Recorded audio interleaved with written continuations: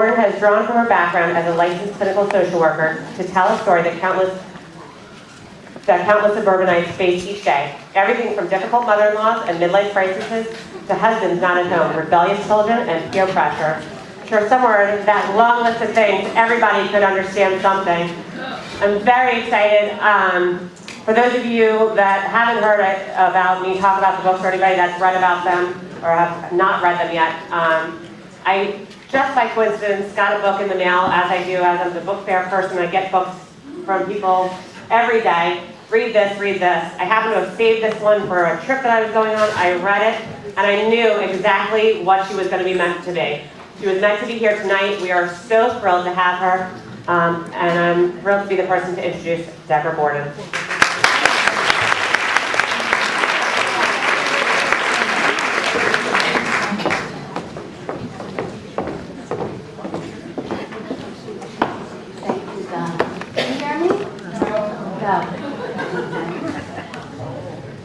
How about now?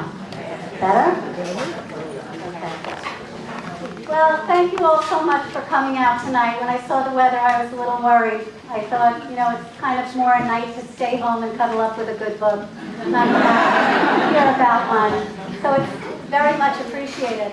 And doing a little bit of the mingling and signing at first was really a nice thing. I've never done that before. I kind of feel very warm and welcomed, and I thank you for that. Also, on the ride down here, I was actually going over in my head what I was going to speak about tonight. And I've been doing this for about 2 years now, just after the first novel came out. And sometimes I customize what I'm going to speak about depending on the group, but I speak about a variety of topics.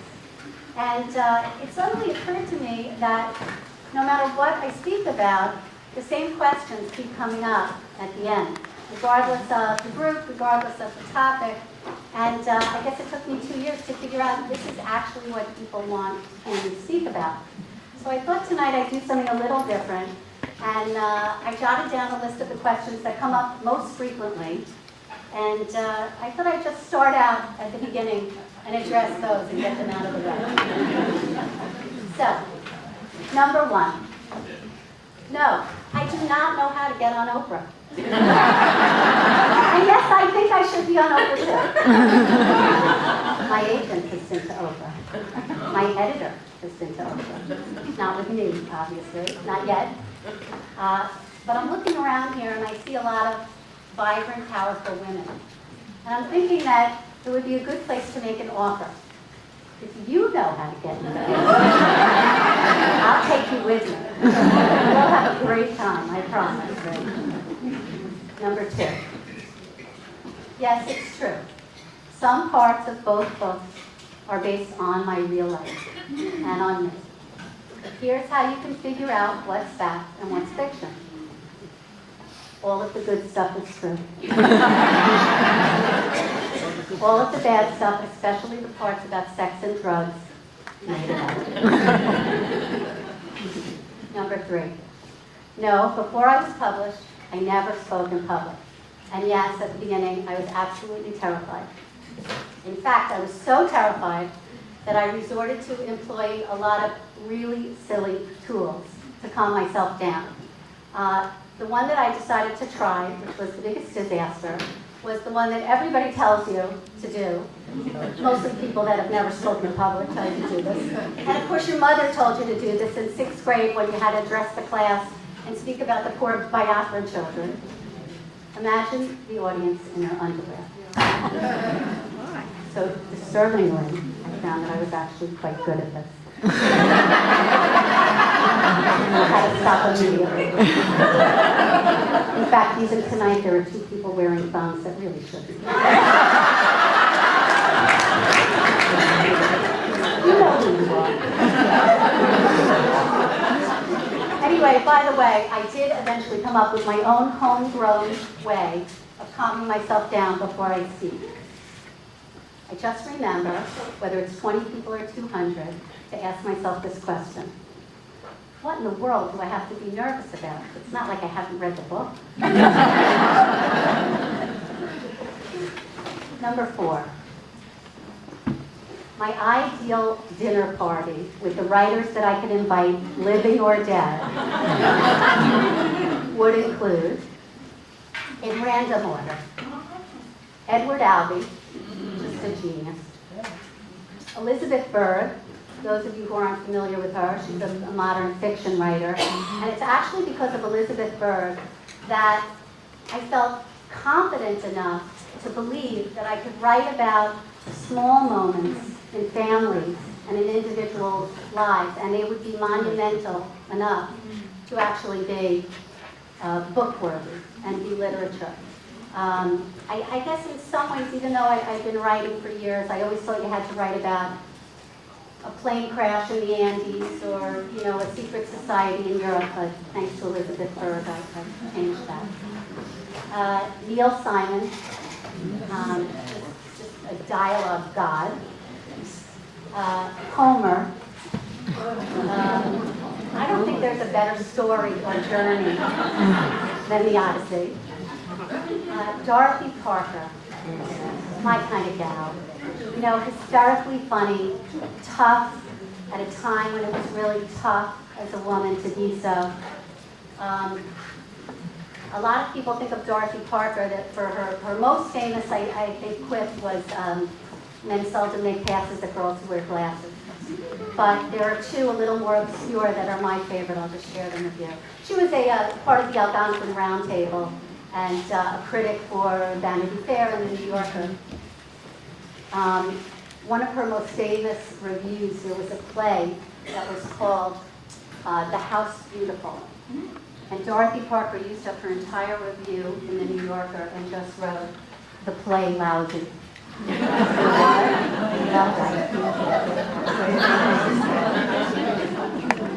Also, she reviewed Ayn Rand's book, Atlas Shrugged.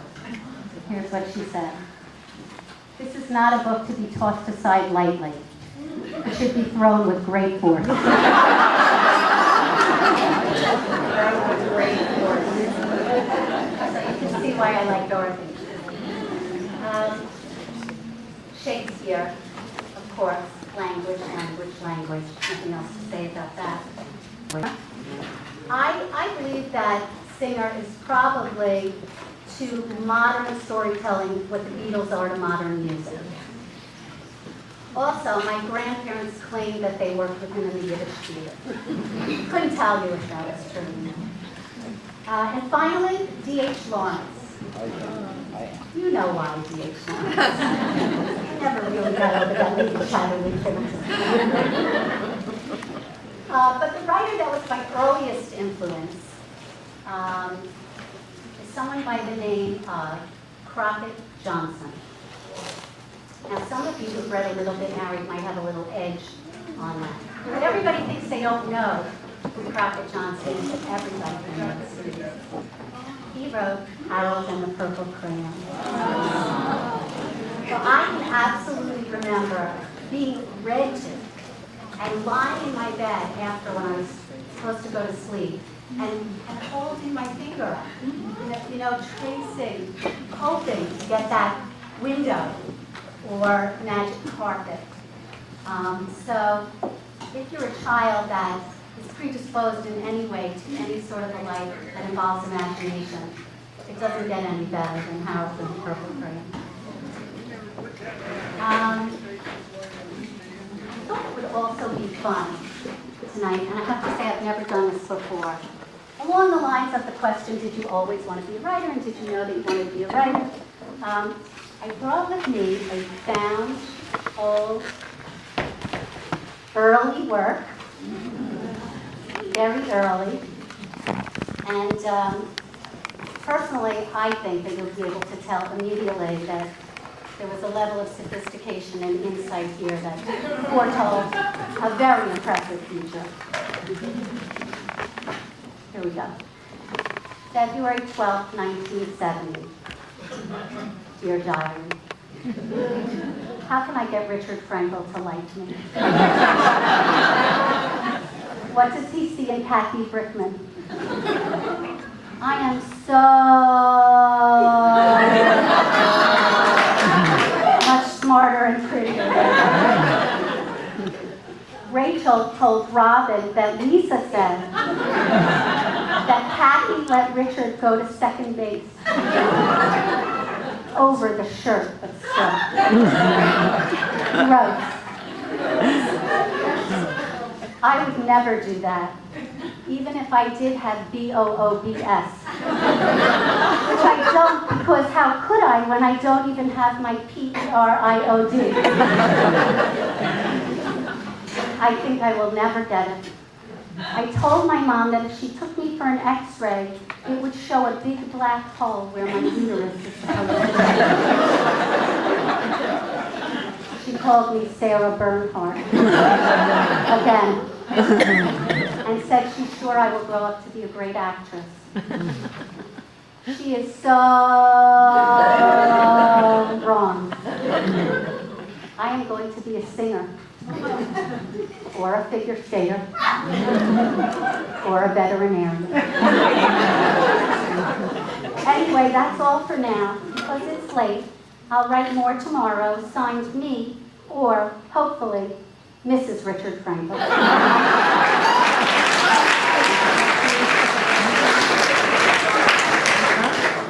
Clearly Pulitzer material. Right? Sure. But I will say this, if you have young children that write, encourage them as much as you can. My parents certainly kept encouraging me. Of course, that's back when encouragement, not I'll do it for you. But that's a whole other discussion. I would actually like to share another true story with you, school-inspired true story. The town where we raised our children, also affectionately known as super-duper overachiever type A Yuppie-ville, the year that my son was 4 and going into kindergarten, the school system, in my opinion, lost their minds and decided to try something new called homogeneous grouping. This would be where they screen the children, translation test, and place them in kindergarten classes, of which that year there were 5 or 6, by ability. Okay, so in super duper overachiever type A Yuppie-ville, it takes about 2 minutes to realize that they're testing the kids and there's going to be a smart class and a dumb class. Not politically correct, but that's what went around. Everybody was crazy. All the parents were up in arms. Of course, I, being the same rational, educated adult that I was, got the letter, nearly turned to my husband and said, I'll call the tutor, you get the flashcards.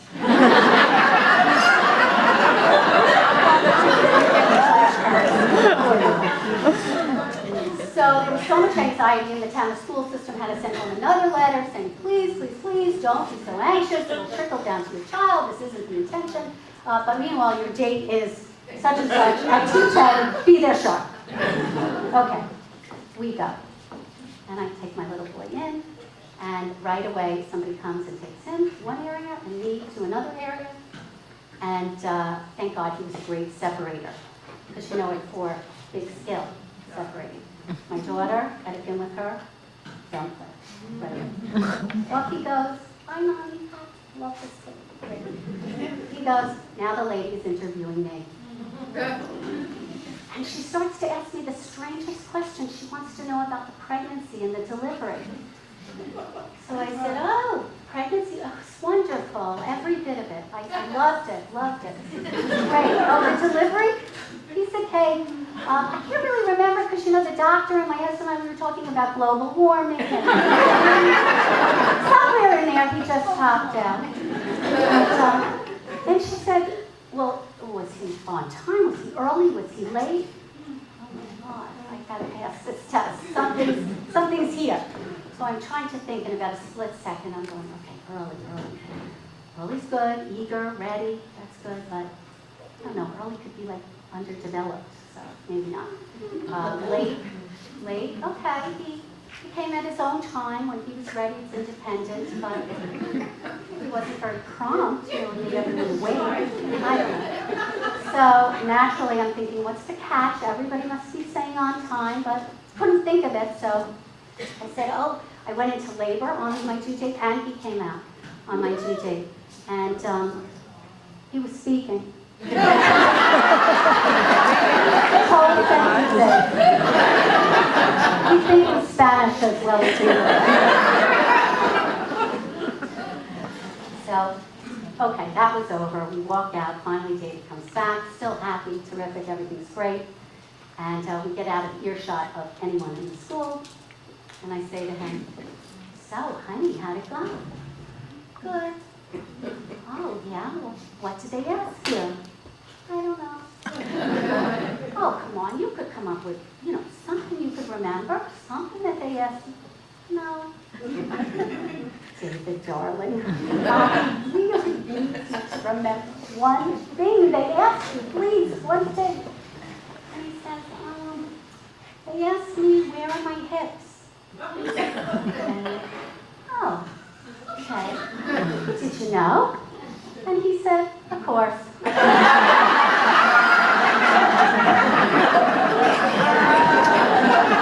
Sorry. And I tell you that for a few reasons. One of them is I've been trying to give it to a character in a book, but it's just too visual. You can't get it in. And also for those of you who haven't had an opportunity to read either Lucky Me or A Little Bit Married, I think that's kind of a representative story of the kind of things I like to write about, little moments in suburbia.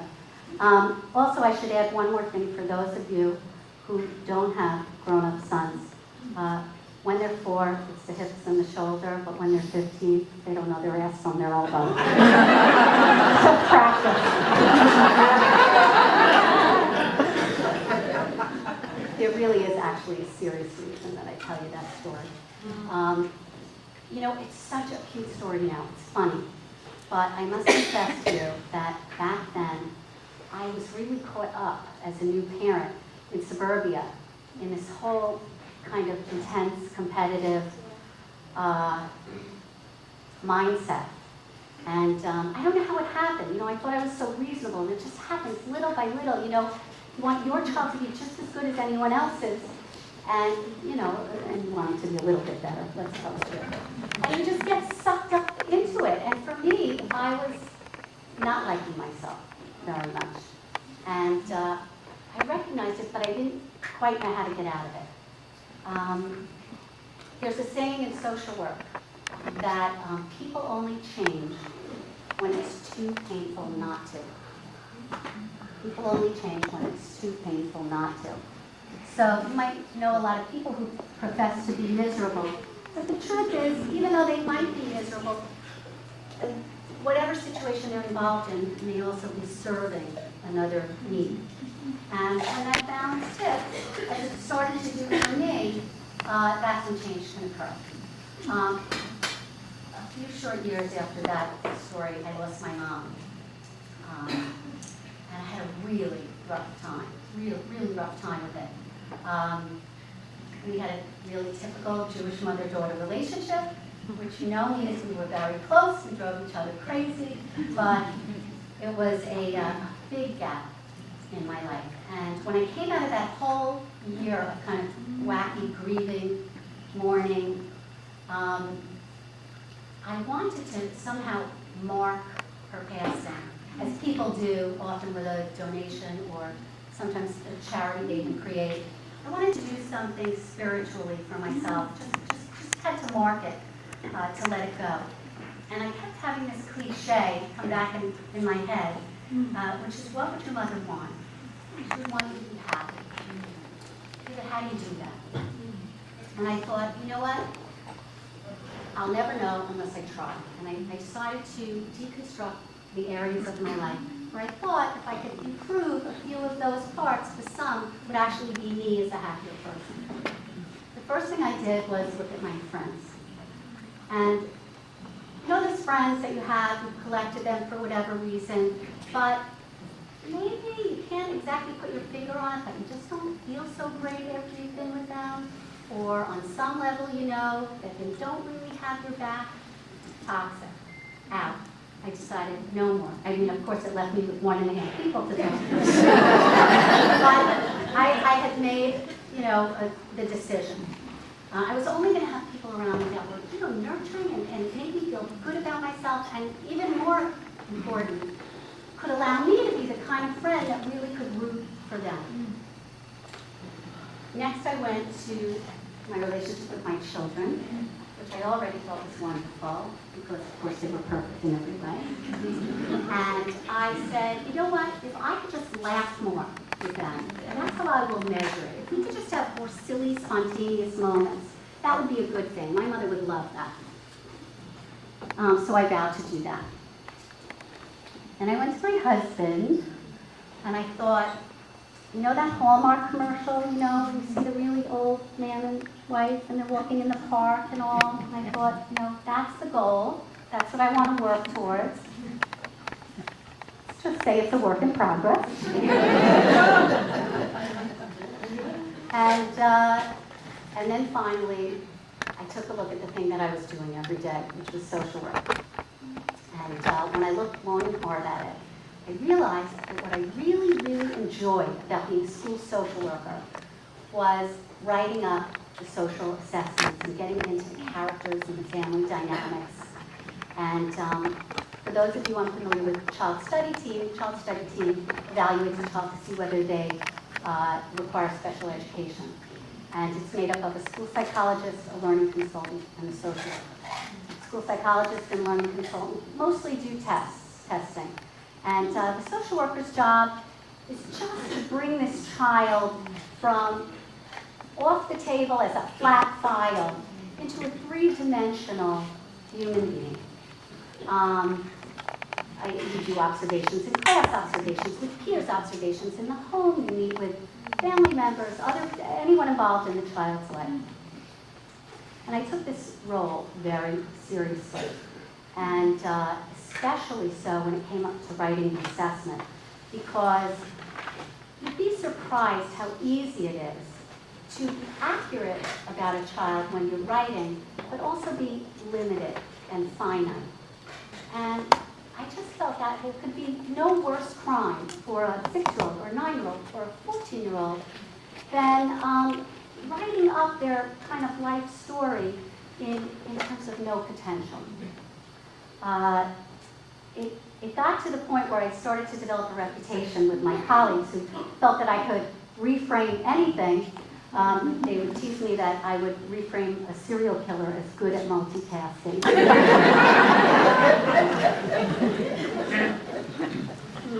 You know what, we actually, I believe we did have a future serial killer, unfortunately, at one point. And I brought the actual clinical thing that I wrote. Why I think it was a future serial killer. Anybody familiar with the serial killer trilogy? This is a clinical, I'm not making this up. And what this is, let me be very clear because this is important. Somebody that has these 3 behaviors will not necessarily grow up to be a serial killer. But they've interviewed all the serial killers for many, many years, and like 90% of them had these behaviors as children. Subtle distinction, but don't leave here and go, oh, the neighbor's kid does this. The serial killer trilogy is fire setting, cruelty to animals, and enuresis, which is bedwetting. Okay, so my little guy had all this, and more. And here's what I wrote. In the right environment, San Quentin, with structure, isolation self, and guidance, big prison guard named Bush. Johnny may one day flourish. Meaning, if we're lucky, he wouldn't be able to kill anyone. By the way, the average social assessment is about 1.5 pages. Mine were 5 to 6 pages. So that's kind of like a little bit of a sign.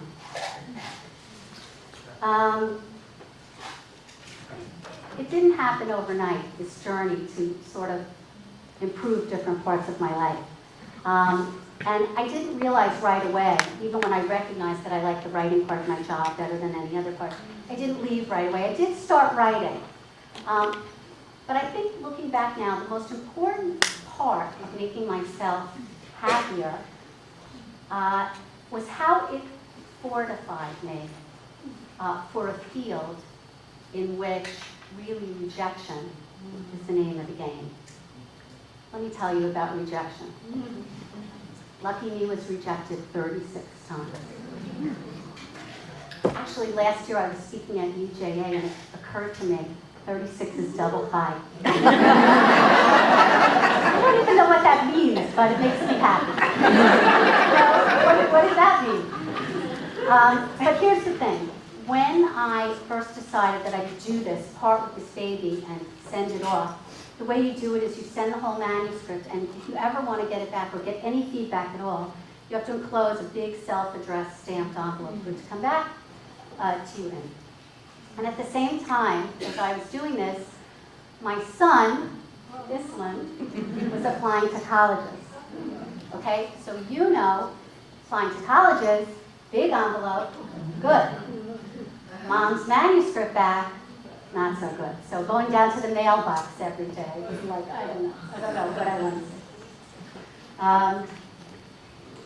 say. Rejections come, and usually they come with a form letter. It's actually not unlike, you know, when your kids go away to camp and those little things. Today was good. We had cheese. Camp is, that's always blank because they got busy and forgot to do it, whatever. So it's thinking, dear Ms. Borden, thank you for giving us the opportunity to review Licky Me.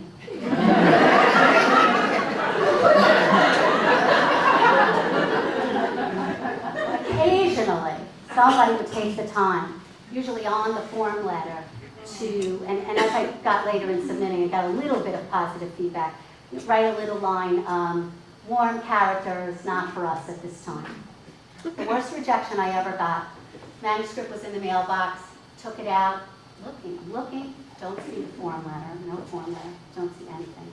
Oh my God, I don't even know who it's from, it just came back in my envelope. And then I saw it. Right up in the top of the right-hand corner of my own manuscript, right on my manuscript, was a little word, no.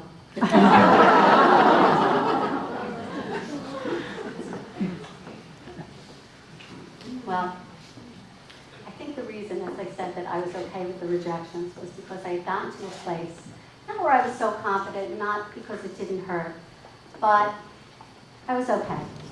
I had gotten to a place which sometimes I drive myself crazy and I think, why didn't I get this, years ago? There were so many signs, like the men on the airport, practically going, you're supposed to be a writer, you're supposed to be a writer. You didn't see them. And I think that's a mistake that a lot of us make. And certainly Bitsy makes it in a little bit now.